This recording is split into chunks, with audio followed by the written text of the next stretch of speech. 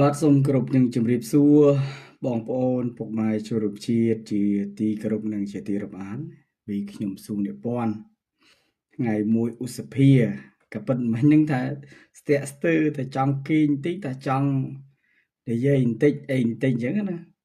អញ្ចឹងវាមានស្ថានភាពស្ទាក់ស្ទើរដែរក៏ប៉ុន្តែមិនអីទេនៅតែសម្រេចចិត្តក្នុងការ live ដើម្បីសំណេះសំណាលជាមួយបងប្អូនជាបរិវត្តខ្មែរយើងដេញដោលមតិគ្នាបាទដេញដោលមតិគ្នាព្រោះថ្ងៃ1ឧសភានេះគឺយើងចាប់ផ្ដើមធ្វើយុទ្ធនាការពាក់អាវខ្មៅយុទ្ធនាការពាក់អាវខ្មៅមានន័យថាកាន់ទុក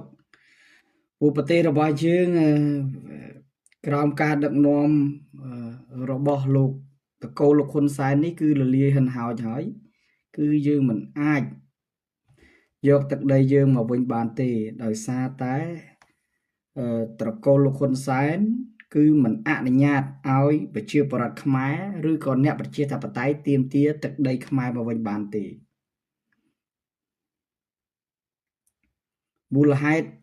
យើងឃើញហើយគ្រាន់តែប្រជាពលរដ្ឋចង់ធ្វើកងទ័ពច្បាំងជាមួយថៃដើម្បីទាមទារទឹកដីក៏ចាប់ដាក់គុកគ្រាន់តែប្រជាពលរដ្ឋខ្មែររិះគន់បញ្ហាព្រំដែនក៏ចាប់ដាក់គុកយើងមើលប្រជាជនថៃមើលជេរខ្មែរយាយយ៉ាងសោះអស់ហើយដូចថៃសពុតសួរថាតើរដ្ឋាភិបាលគេមានចាប់ខ្មែរអីគេមានចាប់ជនជាតិថៃគេដាក់គុកទេអត់ទេឯយើងនេះវោក្អមទិញបានទេចាប់កម្មកររោងចក្រណា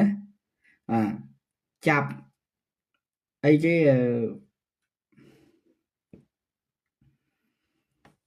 ចាប់គ្រូបង្រៀនណាដាក់គុកអីចឹងទៅ